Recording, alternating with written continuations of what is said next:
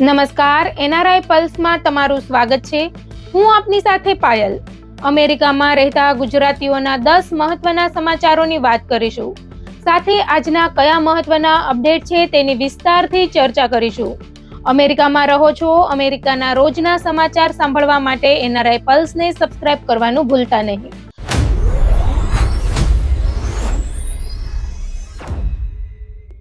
આજના અમેરિકાના મુખ્ય સમાચારોની વાત કરીએ તો અમેરિકામાં 2026ની બ્લુપ્રિન્ટ જાહેર.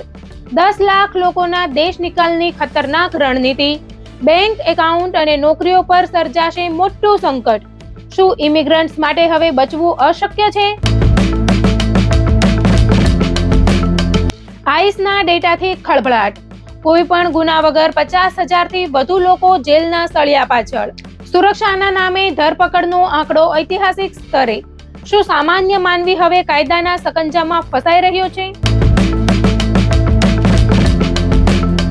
ટ્રમ્પ સમર્થકોની માસ ડિપોર્ટેશન પ્લેબુકનો ધડાકો. ફેક્ટરીઓ અને ખેતરોમાં સીધા દરોડાની તૈયારી. 1950 જેવી કડક કાર્યવાહીથી અમેરિકાનું અર્થતંત્ર હચમચી જશે. જાણો કયા 21 મુદ્દાઓ બદલશે ઇતિહાસ. પરિવારના સભ્યો, જીવનસાથી, બાળકો કે ભાઈ બહેનને અમેરિકા બોલાવવા માટે વર્ષોથી રાહ જોતા લોકોનો ઇંતજાર હવે પૂરો થશે. ઇમિગ્રેશન વિભાગે ફાઇલો પ્રોસેસ કરવાની ઝડપ 3 ગણી વધારવાની જાહેરાત કરી છે, જેથી બિછડાયેલા પરિવારો વહેલા મળી શકશે. ગેરકાયદેસર રીતે અથવા ખોટા દસ્તાવેજો દ્વારા શરણ માંગતા લોકો માટે મુશ્કેલી વધશે. હવે માત્ર એવા જ લોકોને એસાઇલમ મળશે જેઓ પુખ્ત પુરાવા આપી શકશે કે તેમના દેશમાં તેમની જાનને ખતરો છે. ખોટા કેસ કરનારાઓને તાત્કાલિક ડિપોર્ટ કરવામાં આવશે.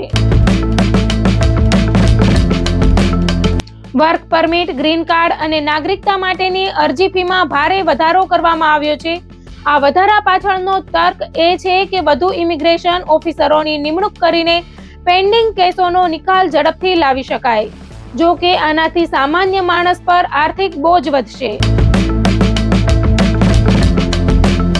અમેરિકામાં વર્ષોથી ગેરકાયદેસર એટલે કે વિના કાગળ રહેતા અને ટેક્સ ભરતા લોકો માટે રાહતના સમાચાર છે. જેઓને કોઈ ગુનાહિત રેકોર્ડ નથી, તેમને કામચલાઉ કાયદેસરનો દરજ્જો આપવાનો નવો કાયદો આવી રહ્યો છે, જેથી તેઓ ડર વગર ત્યાં રહી શકશે. દરેક નાના મોટા વેપાર માટે ઈ-વેરીફાઈ સિસ્ટમ ફરજિયાત કરવામાં આવી છે. હવે કોઈ પણ માલિક એવા વ્યક્તિને કામ પર રાખી શકશે નહીં જેની પાસે માન્ય વર્ક પરમિટ નથી. આનાથી નવા આવતા ગેરકાયદેસર પ્રવાસીઓ માટે કામ મેળવવું અશક્ય બની જશે. ભારતીય આઈટી પ્રોફેશનલ્સ જેઓ વર્ષોથી ગ્રીન કાર્ડની રાહ જોઈ રહ્યા છે, તેમના માટે દેશ દીઠ મર્યાદા વધારવામાં આવશે અથવા તો નાબૂદ કરવામાં આવશે. આનાથી ગ્રીન કાર્ડ માટેનો લાંબો વેઇટિંગ પીરિયડ ઘટશે અને ભારતીયોને મોટો ફાયદો થશે. અમેરિકન નાગરિકતા માટેના ઇન્ટરવ્યૂ અને ટેસ્ટ હવે વધુ વ્યવહારુ અને અંગ્રેજી ભાષાની કુશળતા પર આધારિત હશે. અંગ્રેજી બોલવા અને સમજવા પર વધુ ભાર મૂકવામાં આવશે, જે કદાચ ઓછું ભણેલા કે વડીલ લોકો માટે થોડું પડકારજનક બની શકે છે. આ બધા સમાચારોની હવે આપણે વિગતે ચર્ચા કરીએ. આપ જોતા રહો એનઆરઆઈ પલ્સ.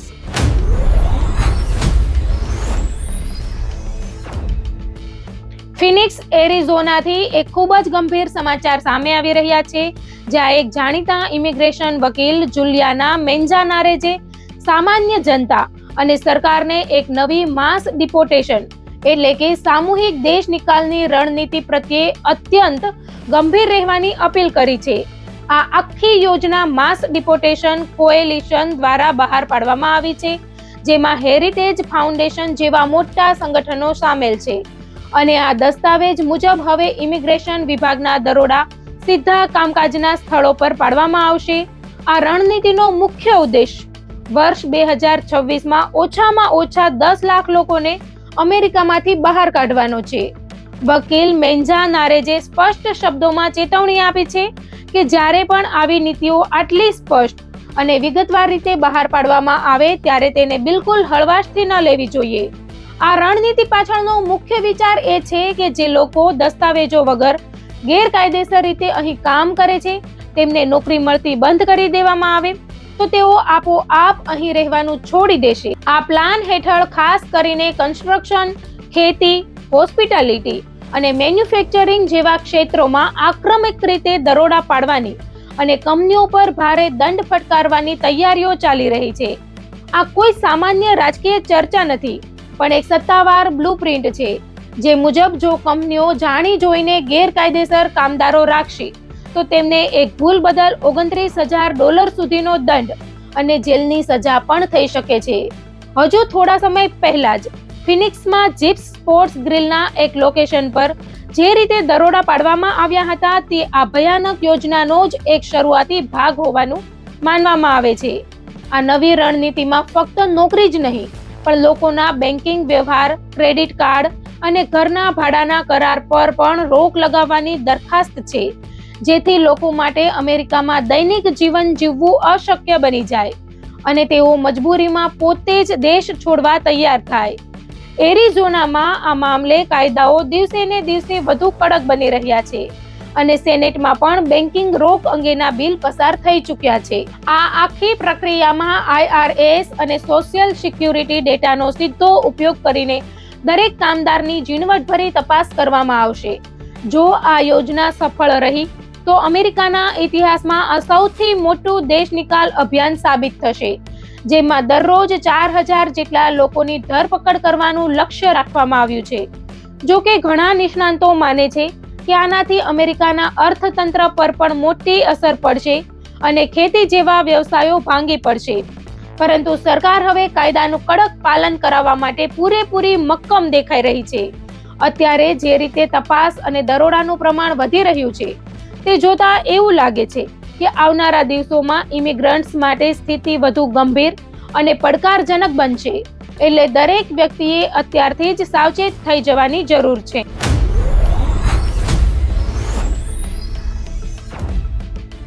અમેરિકામાં ઇમિગ્રેશન એન્ડ કસ્ટમ્સ એન્ફોર્સમેન્ટ એટલે કે આઈસની કામગીરીને લઈને અત્યારે એક મોટો વિવાદ છેડાયો છે અને જે વિગતો સામે આવી રહી છે તે ખરેખર ચોંકાવનારી છે. ટ્રમ્પ પ્રશાસન દ્વારા વારંવાર એવા સંકેતો આપવામાં આવ્યા હતા કે ઇમિગ્રેશન કાયદાનું પાલન કરાવતી વખતે માત્ર એવા લોકો પર ધ્યાન કેન્દ્રિત કરવામાં આવશે જેઓ જાહેર સુરક્ષા માટે ખતરો છે અથવા જેઓ ભયંકર ગુનેગારો છે. પરંતુ સરકારના નવા ડેટા કંઈક અલગ જ વાર્તા કહી રહ્યા છે. હકીકતમાં જોવા જઈએ તો પ્રેક્ટિસમાં બહુ ઓછો ફેરફાર થયો છે, કારણ કે આઈસ અત્યારે પણ હજારો એવા પરપ્રાંતિયોની ધરપકડ કરી રહ્યું છે જેમનો કોઈ પણ પ્રકારનો ગુનાહિત ઇતિહાસ નથી. આ બાબતને લીધે અત્યારે એડવોકેટ્સ, કાયદાઓ ઘડનારાઓ અને ખુદ પોલીસ વર્તુળોમાં પણ ભારે ટીકા થઈ રહી છે. ફેબ્રુઆરી 2026ના પ્રારંભિક આંકડા મુજબ આઈસે દેશભરના ડિટેન્શન સેન્ટરોમાં 68,000થી વધુ લોકોને રાખ્યા છે, જે અત્યાર સુધીનો સૌથી મોટો આંકડો છે. આમાંથી ચોંકાવનારી વાત એ છે કે લગભગ 73% એટલે કે 50,000થી વધુ લોકો એવા છે જેમના પર કોઈ પણ ગુનાહિત કેસ સાબિત થયો નથી. બાકીના લોકોમાંથી પણ ઘણા એવા છે જેમણે માત્ર ટ્રાફિક વાયોલેશન જેવા નાના ગુનાઓ કર્યા છે. જાન્યુઆરી મહિનામાં જ 40,000 જેટલા લોકોની ધરપકડ કરવામાં આવી હતી, જેમાં સીધી ધરપકડનું પ્રમાણ સૌથી વધુ હતું. વિશ્લેષણ બતાવે છે કે ધરપકડ કરાયેલા લોકોમાંથી 42% લોકોનો કોઈ પણ ક્રિમિનલ રેકોર્ડ નથી અને આ વલણ સતત વધી રહ્યું છે.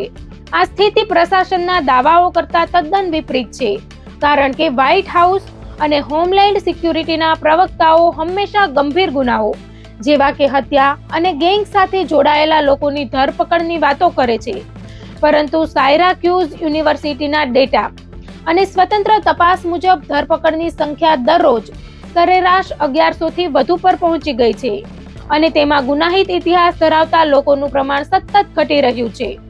ટીકાકારોનું કહેવું છે કે આ અભિગમ માત્ર સમુદાયોને નુકસાન પહોંચાડે છે એટલું જ નહીં, પણ સંસાધનોનો પણ વેડફાટ કરે છે અને આને કારણે ડિટેન્શન સેન્ટરોમાં ભીડ વધી ગઈ છે, સુવિધાઓ કથળી રહી છે અને કસ્ટડીમાં મૃત્યુના આંકડા પણ છેલ્લા 2 દાયકામાં સૌથી વધુ સ્તરે પહોંચી ગયા છે.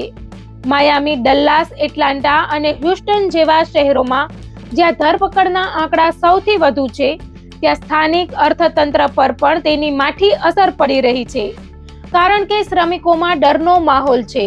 વહીવટી તંત્રના સમર્થકો દલીલ કરે છે કે ગેરકાયદેસર હાજરી પોતે જ એક ગુનો છે અને આ કડક પગલાં અન્ય લોકોને રોકવા માટે જરૂરી છે. પરંતુ જે રીતે બજેટ વધારવામાં આવી રહ્યું છે અને નવા ડિટેન્શન સેન્ટરો ખોલવામાં આવી રહ્યા છે, તે જોતા એવું લાગે છે કે સરકાર અત્યારે સુરક્ષા કરતા સંખ્યા પર વધુ ધ્યાન આપી રહી છે. લોકોમાં પણ હવે રોષ જોવા મળી રહ્યો છે અને એક સર્વે મુજબ મોટા ભાગના અમેરિકનો માને છે કે આઈસ તેની મર્યાદા વટાવી રહ્યું છે.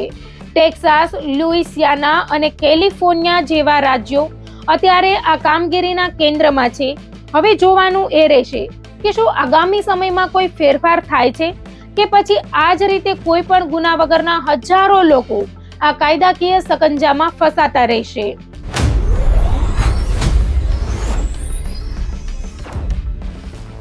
રાષ્ટ્રપતિ ડોનાલ્ડ ટ્રમ્પના સૌથી શક્તિશાળી સમર્થકોના એક ગઠબંધને હમણાં જ 21 મુદ્દાઓનું એક એવું બ્લુપ્રિન્ટ જાહેર કર્યું છે જે અમેરિકામાં ઇમિગ્રેશનના કાયદાઓનો અમલ રાતોરાત બદલી નાખશે.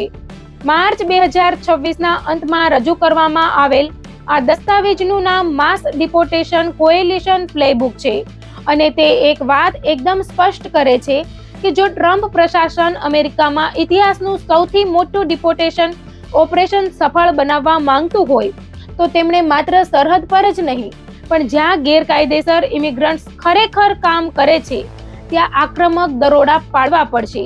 તેનો અર્થ એ છે કે ફેક્ટરીઓ, ખેતરો, બાંધકામ સાઇટ્સ અને રેસ્ટોરન્ટમાં સીધી કાર્યવાહી કરવામાં આવશે, જ્યાં લાખો અનધિકૃત કામદારો દરરોજ હાજરી આપે છે. આ પ્લેબુકમાં ખુલ્લી ચેતવણી આપવામાં આવી છે કે જો કાર્યસ્થળો પર અમલીકરણ કરવામાં નહીં આવે તો સામૂહિક દેશ નિકાલ કાર્યક્રમની કોઈ શક્યતા નથી. આ યોજના પાછળ કોઈ સામાન્ય જૂથ નથી, પરંતુ હેરિટેજ ફાઉન્ડેશન અને ફેર જેવી દિગ્ગજ સંસ્થાઓની સાથે માર્ક મોર્ગન અને એરિક પ્રિન્સ જેવા ભૂતપૂર્વ ટ્રમ્પ અધિકારીઓ જોડાયેલા છે. તેમનો લક્ષ્ય વર્ષ 2026માં જ 10 લાખથી વધુ લોકોને દેશ નિકાલ કરવાનો છે, જે અગાઉના કોઈ પણ રાષ્ટ્રપતિના સરેરાશ કરતા 3 ગણું વધારે છે. આ યોજનાનો બીજો તબક્કો છે જેમાં 10 થી 11 મિલિયન જેટલા અનધિકૃત શ્રમિકો પર ધ્યાન કેન્દ્રિત કરવામાં આવશે. ગઠબંધનનું માનવું છે કે રોજગાર એ જ સૌથી મોટું આકર્ષણ છે જે ગેરકાયદેસર ઇમિગ્રેશનને પ્રોત્સાહન આપે છે. આ પ્લાનમાં 1950ના દાયકામાં ઓપરેશન વેટ બેંકનો હવાલો આપવામાં આવ્યો છે, જેમાં ખેતરો અને ફેક્ટરીઓમાંથી હજારો લોકોને બહાર કાઢવામાં આવ્યા હતા. હવે આ જ ફોર્મ્યુલા આધુનિક સ્તરે લાગુ કરવાની તૈયારી છે, જેમાં સોશિયલ સિક્યુરિટી અને લેબર ડિપાર્ટમેન્ટ સાથે મળીને એવા માલિકો પર ત્રાટકવામાં આવશે જેઓ જાણી જોઈને ગેરકાયદેસર કામદારો રાખે છે. વ્હાઇટ હાઉસના બોર્ડર જાર ટોમ હોમને પણ સંકેત આપ્યો છે કે કાર્યસ્થળો પર ઓપરેશન વધારવામાં આવશે. જો કે આ યોજનાને લીધે રાજકીય મુશ્કેલીઓ પણ ઊભી થઈ શકે છે, કારણ કે ખેતરો અને બાંધકામ ઉદ્યોગોના માલિકો ચેતવણી આપી રહ્યા છે કે કામદારોની અછતને કારણે ખાદ્ય પદાર્થોના ભાવ વધી શકે છે અને સપ્લાય ચેઇન ખોરવાઈ શકે છે. બીજી તરફ ડેમોક્રેટ્સ અને યુનિયનો આને આર્થિક અરાજકતા ગણાવી રહ્યા છે, પરંતુ પ્રતિબંધવાદીઓ દલીલ કરે છે કે આનાથી અમેરિકન કામદારોના વેતનમાં વધારો થશે. જો કે 10 લાખ લોકોને દર વર્ષે નિકાલ કરવા માટે મોટી સંખ્યામાં ડિટેન્શન બેડ, ફ્લાઇટ્સ અને કાનૂની શક્તિની જરૂર પડશે. અત્યાર સુધી ટ્રમ્પ પ્રશાસને સત્તાવાર રીતે આ દસ્તાવેજને સ્વીકાર્યો નથી, પણ અંદરના સૂત્રો કહે છે કે તેના પર ખૂબ ગંભીરતાથી વિચારણા થઈ રહી છે. આવનારા 6 મહિના નક્કી કરશે કે ટ્રમ્પનો આ વાયદો માત્ર ઇતિહાસ બનશે કે પછી વાસ્તવિકતા.